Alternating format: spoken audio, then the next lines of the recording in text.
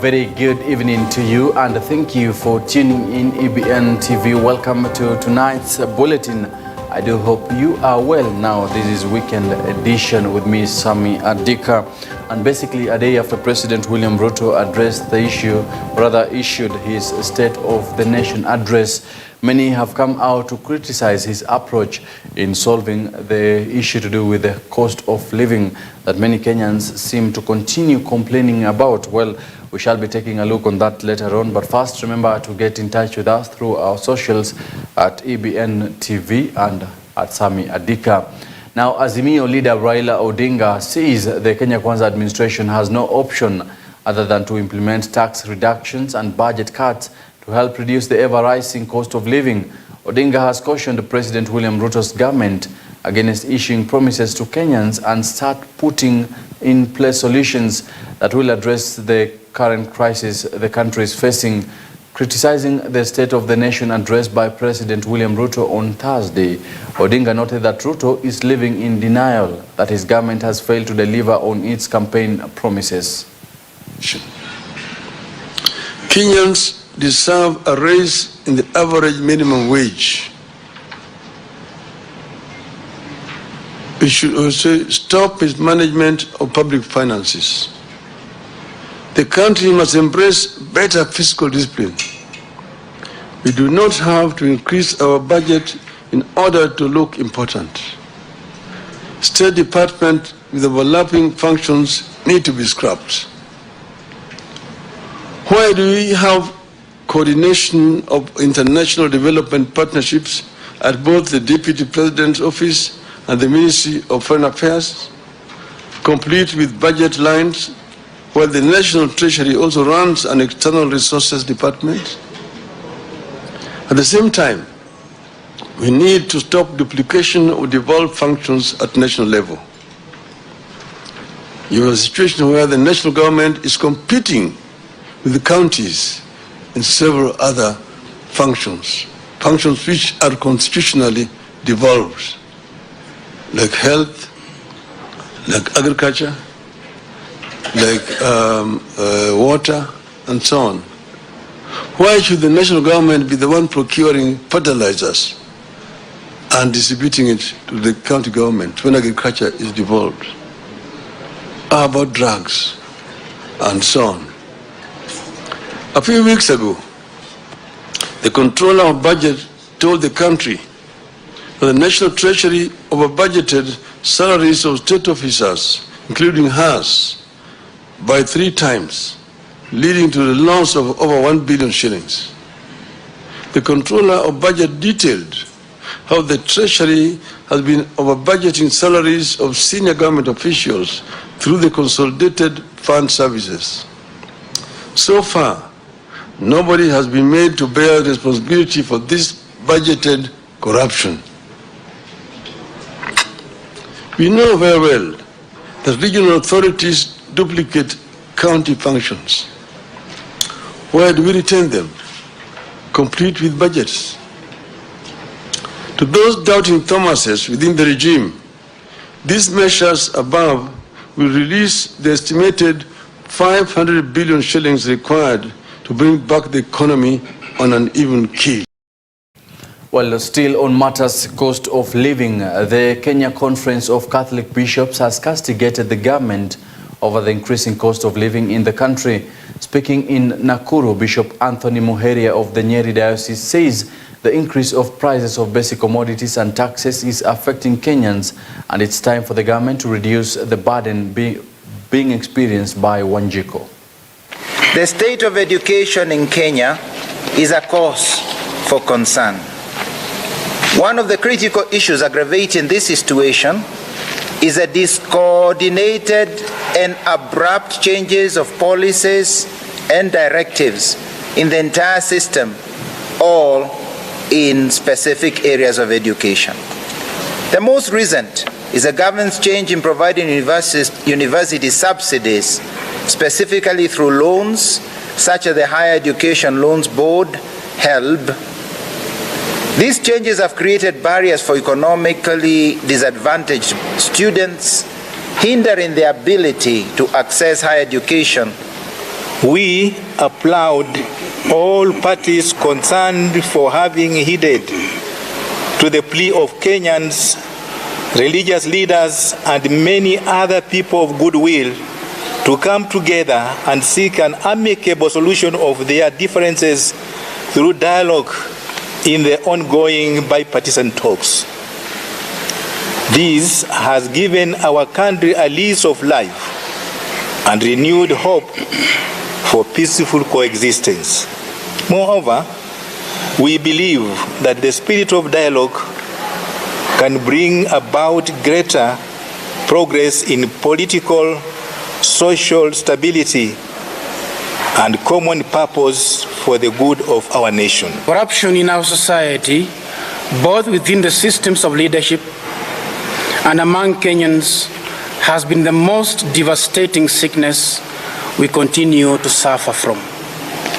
Unfortunately, we don't seem resolved enough to truly and comprehensively rid ourselves of this great monster. We as church continue to call upon each Kenyan to commit himself or herself to eradicate this menace. And in Ukambani region, Matungulu Member of Parliament Stephen Mole has faulted President William Ruto for failing to address the high cost of fuel in the country.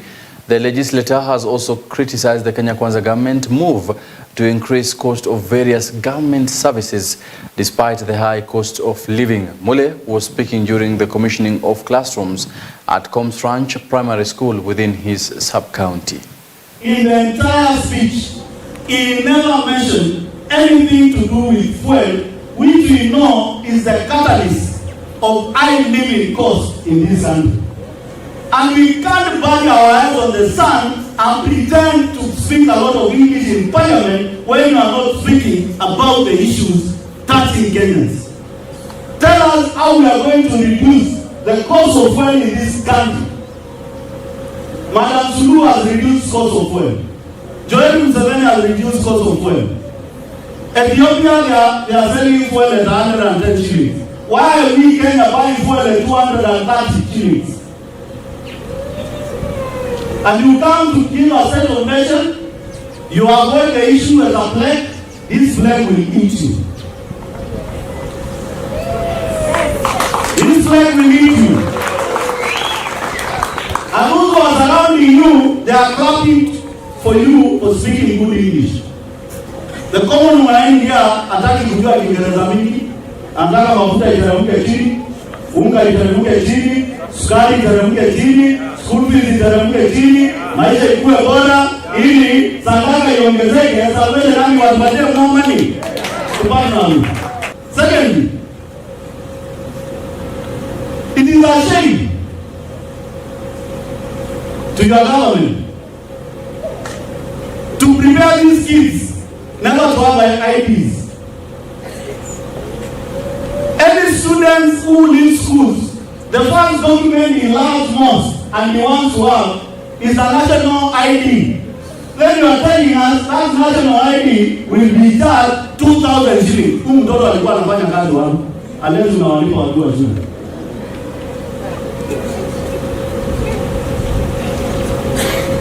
I want to advise you, Mr. President, with all humility, those who are surrounding you, they are lying to you. And you don't change your tack. 2027 utasimama na nobody will want to listen to you. Now, away from that and on matters education, Education CS Ezekiel Machogu has confirmed that the Ministry of Education has experienced minimal challenges during this year's KCSE exams that are ongoing. Speaking at Colonia Girls in Teso North, the Education CS praised the collaboration between different government agencies to facilitate this year's exams, noting that those found culpable of exam irregularities, especially in Kisii, Nyamira and Migori counties, will be dealt with in accordance with the law. So far, the only cases we have had are 28 where there were unauthorized materials in some centers, and we also had 9 phones, people coming with the phones within the center, and that is not allowed. We had 3 cases of corruption. We have also had 2 cases of impersonation. And out of that, the only number that we have been able to send home, we say they must step aside, are 9 center managers. That is the principals who were manning the particular schools. We have also had 46 candidates who were implicated. Now, still on matters education, the Principal Secretary of Roads, Joseph Mbogwa, has said that the government is going out of its way to make sure all the examination papers are delivered to their destination by all means, despite different geographical challenges in the country. Now, in areas where the roads have been swept away by floods, PS Mbogwa has said the government is committed to delivering the exam papers through air transportation to enable every candidate sit for the exams. Tumepatwa na hii janga la mvua kuwa nyingi na pia ni baraka. Mvua ni baraka kwa wakulima wetu na wengine ambao tunaitarajia, lakini pia wakati wa mtihani changamoto kubwa vile mtihani unafika kwa mashule, ndio wanafunzi waweze kujikakamua na wafanye vilivyo kwa mtihani yao. Tuko na changamoto kubwa sana wakati huu kwa sehemu zingine ambazo barabara ziko na challenge kidogo, lakini kama serikali tunaendelea na kujaribu kuwashikilia kule ambapo madaraja imeharibika, kujaribu kufuata alternatives kule ambapo tunaweza pata diversion, kule ambapo hatuwezi. Serikali yenyewe imepeana hata utumizi wa mandege ndio wanafunzi waendelee na mtihani kwa njia ambayo inafaa. Lakini tunatarajia mvua ikipungua kule ambapo tumeathirika kwa barabara zetu na madaraja, tutajaribu kukarabati ndio tukifika muhula mwingine tuwe usafiri uko sawa na sambamba. Serikali iko ngangari na inafuatilia yale ambayo inafanyika katika hii nchi yetu, na watahakikisha ambao wameathirika pia watafuatwa na sheria. Now crossing over to Kajiado County, days after Meru County Governor Kawira Mwangaza was acquitted of the 7 charges leveled against her by the Senate, Kajiado County Assembly has appointed an 11-member committee to probe an impeachment motion presented by the county resident, or rather by a county resident who has accused Governor Joseph Ole Lenku of misuse of office. The committee has been given a 60 days ultimatum to validate the motion before presenting it in assembly for discussion.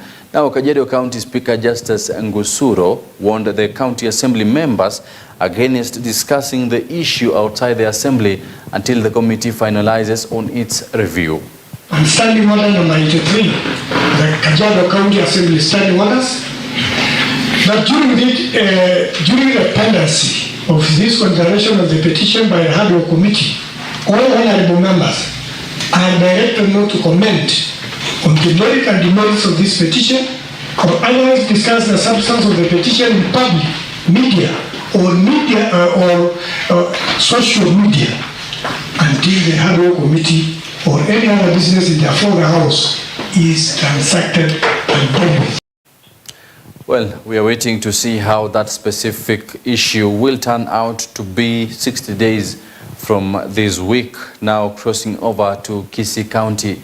Police in the county have launched investigations after a 22-year-old girl, or rather lady, was found killed in Kisii Polytechnic by her former boyfriend. Lucy Boke is reported to have been stabbed to death by her estranged boyfriend on the evening of Thursday, November 9th, after a heated quarrel. Confirming the incident, police in Kisii have noted that the suspect will remain in custody until next week when he will be presented to court.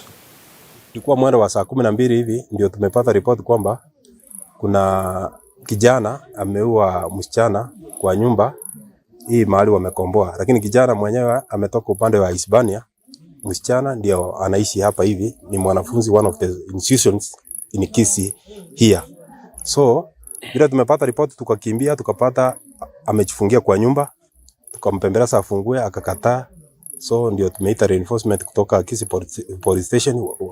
Before wafike ndio wanafunzi wamekuja kutoka GIT, ndio wamefahamia hiyo nyumba, wamefungua, wakamtoa nje, wakamchapa. Bila wamemweka nje ndio askari wamekuja, ndio wamekuja kusaidia yeye. Nimepata kwamba msichana already asauawa na kijana amepelekwa na maaskari, hatujui kama wako polisi ama hospitali. Lakini ndile ningeomba ni kwamba wanafunzi ambao wamekuja hapa kusoma, ningeomba wale wasasi ambao wanaishi na hao wanafunzi mahali wamepata nyumba, wao watiifu sana, wao wakichua jinsi huyo mtoto anaishi hapa hivi. Na ningeomba kwamba hasa watoto wasichana wapate ushauri kutoka kwa mpangaji ama wale kwa yule mwenye nyumba, ndio jambo lolote likitokea iwe kwamba inachulikana.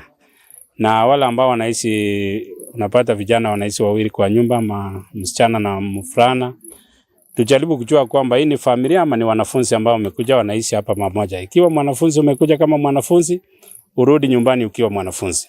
Ikiwa ni familia, ujulishe mwenye nyumba kwamba wewe umeolewa ama umeoa na unakaa na familia. Na ikiwa kuna mambo ya wasichana na wavulana wamekosana ile kihusiano, naomba ya kwamba waitize sana ushauri kutoka kwa wale watu wakubwa. The body of the deceased is lying in the mortuary of the Kisii Training and Referral Hospital, awaiting postmortem. I don't want to make any conclusions, but it is almost clear that whatever the motive of the killing was, is like was revolving around their relationship, because we are told that the girl was the former boyfriend of the suspect. That every time and any time they find that they have any conflict, they should not apply any violent means in resolving their conflicts. We have better ways of resolving conflicts. They can apply peaceful ways or that they can use to resolve their conflict. Now, flood victims, in a bid to support flood victims following the heavy downpour, Deputy President Rigathi Gachagua earlier in the day announced some of the measures the government has put in place to counter the effects of the rain. According to the report, over 18 counties have been affected by the rains. After a meeting with the Met Department, Gachagua noted that the country is likely to continue receiving rainfall above normal and called on Kenyans to exercise caution in order to prevent loss of life and property.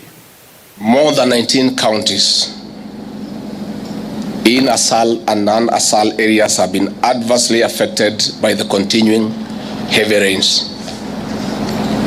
2 sections of roads have been cut off in counties such as Wajir, Isiolo, Mandera, Marsabit, Tana River, Garissa, among others. This has reduced access via land. 3 families have been displaced, especially in northern Kenya and downstream in areas like the county of Tana River. 4 efforts are ongoing on documentation of missing persons, livestock lost, and the crops destroyed to the enhanced rains. We'll be making this data public once confirmed. 5, we face the risk of rivers breaking their banks, and in this regard, we ask our people to be on the lookout.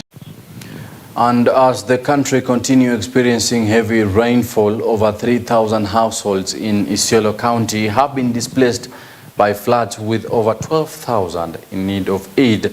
Leaders from Isiolo County and a number of non-governmental organizations have converged to establish solutions to the menace that has wreaked havoc over the past 2 weeks.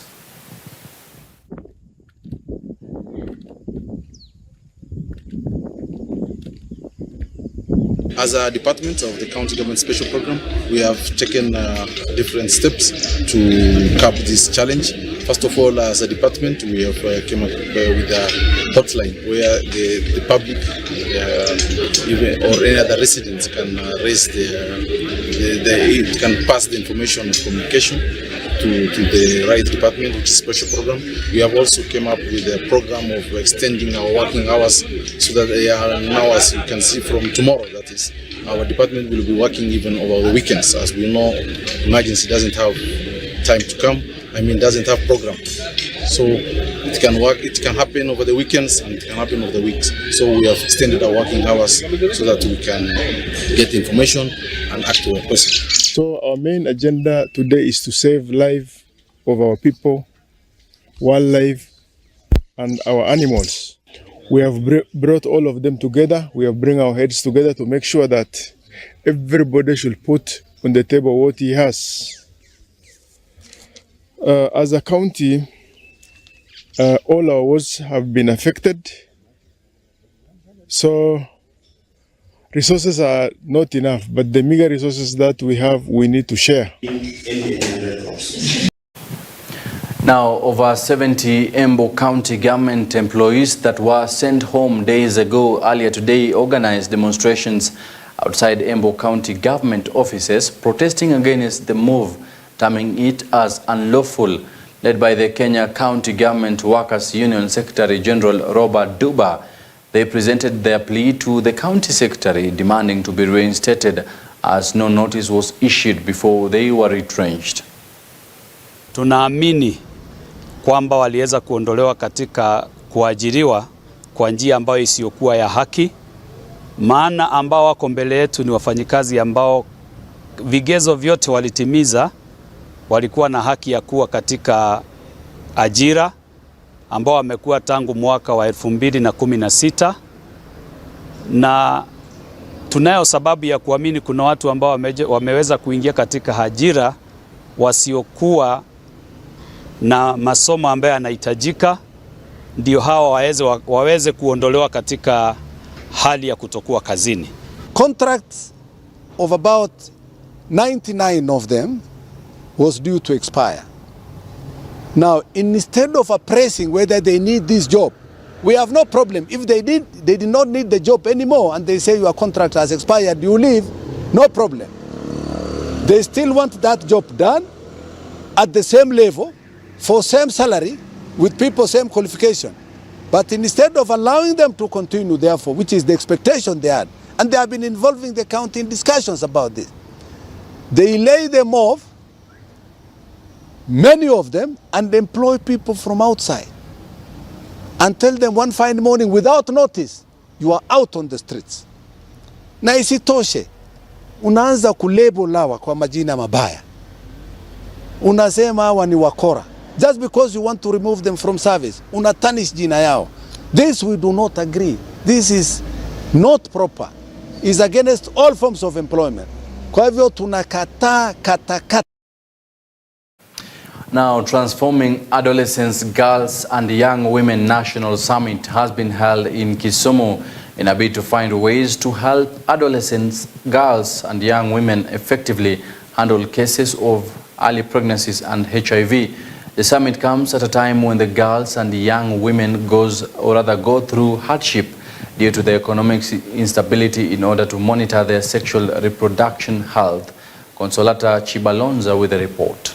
The National Summit brought together champions of girls and young women drawn from all parts of the country to mitigate and understand what girls and young women go through as far as reproduction health is concerned and what they want. The summit that was led by the White Ribbon Alliance Kenya was also attended by different organizations and departments within and out of Kisumu County. The director and founder of White Ribbon Alliance, Angela Nguku, said it is high time that young adolescents and women are heard and their wants understood. The high cost of living has immensely affected the young girls and women as far as sexual reproduction health is concerned. Early pregnancy was singled out as the main challenge adolescent girls and young women go through. The summit is to change the narrative to restore equity and dignity of the girl child. What we are here today is basically to understand what do adolescent young women and girls want. We want to celebrate their milestones. We've worked with them. We have built their capacity and their agency over the last few years, few months in different counties. We are here from different counties, not just the Lake region, but we have counties from Nairobi, Narok, Kajiado, and different other counties, Bungoma. And we are here basically to celebrate them, to hear them, to listen to them, to act with them, to power up their power, because as White-born Alliance and as Angela myself, I believe that women and girls are born with power. A society that takes away that power and starts accusing them of not taking up that power. So we are powering them up to be able to stand up and speak up during this national summit. This is just one of the many summits that we have at county level, at sub-county level, but now at national level, and it's a yearly event that we do in different spaces.